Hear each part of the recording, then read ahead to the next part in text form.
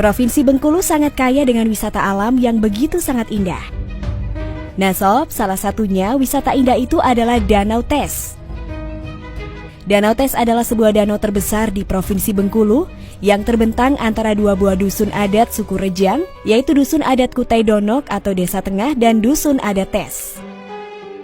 Danau Tes memiliki luas sekitar 5 km, panjang 5 km dan lebar sekitar 1 km, serta berada pada 500 mdpl dengan kedalaman rata-rata 10 meter dan maksimal 56 meter.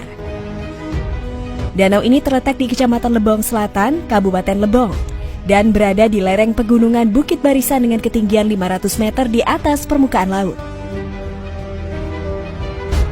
Selain itu sob, Danau Tes memiliki banyak cerita rakyat berbentuk legenda, mitos, kepercayaan, dan tambuh. Ada mitos bahwa di Danau Tes ditungguin ular berkepala 7.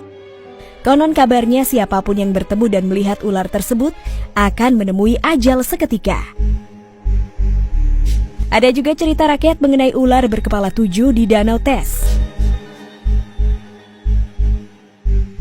Alkisah sob, di sebuah pulau di Bengkulu, Sumatera Selatan berdirilah sebuah kerajaan yang dikenal dengan nama Kutai Rukam dan dipimpin oleh seorang raja bernama Raja Bikau Bermano.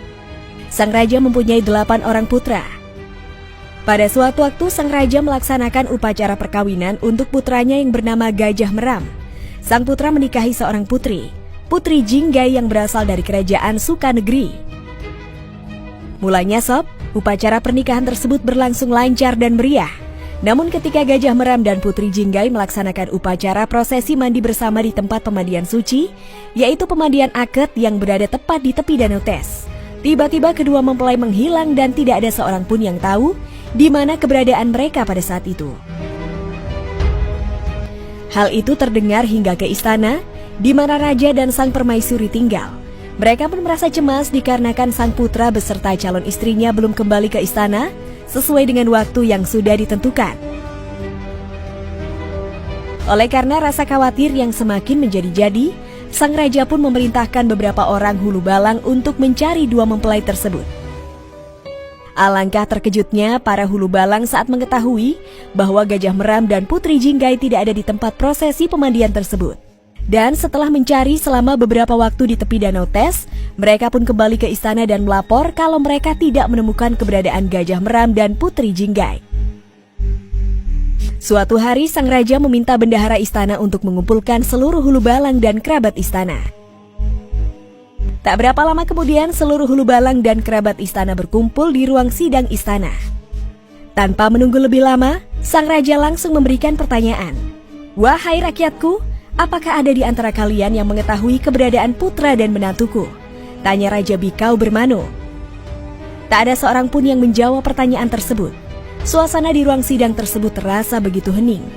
Di tengah keheningan mendadak seorang tuntuai atau orang tua kerabat Putri Jinggai dari kerajaan Sukanegeri yang hadir mulai angkat bicara. "Hormat hamba Baginda, jika diizinkan hamba ingin menyampaikan sesuatu." "Apakah yang ingin kau sampaikan, tuntuai? Apa kau mengetahui keberadaan Gajah Meram dan Putri Jinggai?" tanya Raja Bikau Bermano penasaran. "Ampun Baginda, menurut dugaan hamba, putra mahkota dan Putri Jinggai telah diculik oleh Raja Ular yang bertahta di bawah Danau Tes," jawab tuntuai masih dengan penuh rasa hormat. Raja Ular tersebut dikenal sangat sakti tapi licik, kejam, dan suka mengganggu siapapun yang sedang mandi di Danau Tes. "Kalau begitu, kita tak boleh larut dalam kesedihan ini. Kita harus segera menyelamatkan putra dan menantuku saat ini juga," ujar sang raja. "Namun apa yang harus kita lakukan untuk bisa menyelamatkan mereka, Baginda?" tanya salah satu hulu balang. Pertanyaan itu langsung membuat sang raja kembali terdiam. Tentunya ia ingin segera menyelamatkan putra dan menantunya. Namun sob, sayangnya ia tak mengetahui apa yang harus ia lakukan untuk menyelamatkan mereka dari Raja Ular yang berada di Batu Kuning. "Ampun ayahanda," ucap Gajah Merik, putra bungsu sang raja. "Ada apa putraku?"